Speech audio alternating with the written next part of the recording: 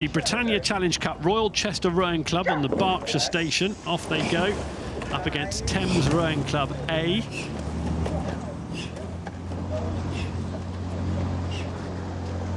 And trying to get as much pace in the boat as possible. Both boats look like they've done a good job of that. Perhaps Thames Rowing Club a little bit sharper. We'll wait and see as they come out of Temple Island. Yes, they're just in the lead. It's only, what, 3/4 of a length, maybe a length. There's the same jogger again going down the towpath. I don't know if he's doing shuttles, but he keeps on taking on these boats. He's not having much joy. He can't keep up with the boats. Same red t-shirted jogger. One way to get on the telly, isn't it? So, Thames Rowing Club on the Buck station, you can see there James Woodford, Richard Hume, Luke Putter and Callum Young in the stroke seat. Moving very nicely. Trying to get the job done early here, aren't they? Yeah, that's exactly it. Tim Henley, this one-on-one match racing. Sorry, there's the red t-shirt. Oh, there he is. Yeah. I would describe that as a jog. That looks much more like a sprint to me. Well, this is it. You get up and down flying at that pace. Phenomenal. If that's your jogging speed, then I think you're... It's not. You're not a casual runner, are you? But yeah, Royal Chester, a great story from those guys from the northwest of England. They were the finalists in this event last year, and it's exactly the same crew. Coxed by Sarah Armstrong, 54 years young. She's one of the most experienced coxes on the Henley Regatta course, but they're going to have to find a little bit more to stay on terms with this Thames crew, who, for me, are the dark horses in this competition. Yes, Sarah Armstrong has her work cut out. Royal Chester Rowing Club cox. There you can see the Thames Rowing Club boat. Second at Wallingford Regatta.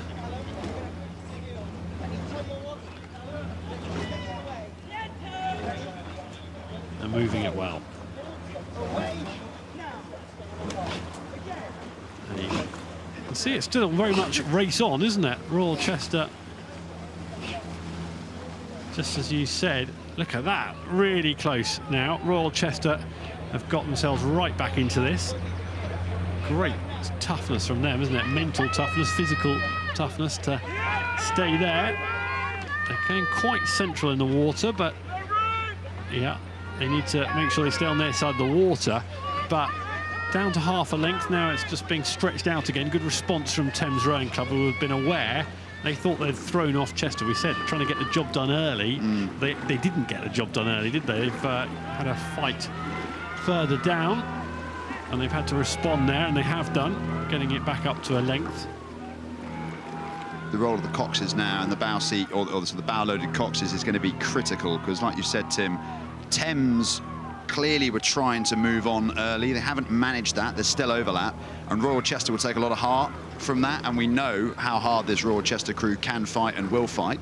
They'll be desperate to progress through the rounds here and set up a repeat showdown on Sunday, and it looks to me like they're just winding up the gears here. Yeah, they're going at it again, aren't they? Trying to eat into that lead that Thames Rowing Club have enjoyed for the whole race so far, but the margin has fluctuated between quite comfortable to very tight, and I think we're at the very tight stage again, aren't we? Because they're really going for it here.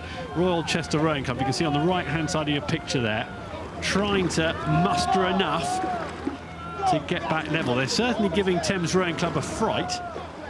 Whether they've got enough in the boat to overcome that lead, we'll have to wait and see, but it's now or never for them, isn't it? Royal Chester Rowing Club, they've got to throw everything at it. Yeah, I think now it's a psychological question more than it is physiological, particularly for Thames, who have just sat at around a length's lead all the way down. They'll know the Royal Chester are right there, and they know they won't have an easy last 500 metres. So it's up to Thames and their cox, Rahul Ramkrishnan, to ensure that they've got enough to see themselves over the line. Actually, watching Thames, they look really smooth, really efficient. They don't look like they're wasting a lot of energy. I think they're probably going to be okay, but Royal Chester there again, finding another gear. Yeah, you just saw that Cox, you can see there, had a little glance to the left. It was quite a nervous glance, I suspect, to the left. But look how close this is. The umpire's saying to them, to Thames Rowing, you've got to get back onto your side of the water. And that's going to take pace out of their boat, and it'll ask a few more questions, and it might open a door for Royal Chester to launch a last counter-attack in front of stewards. Thames Rowing Club, despite the umpire waving the flag and sending them back onto their side of the water, will have enough. That was their moment, wasn't it, for Royal Chester?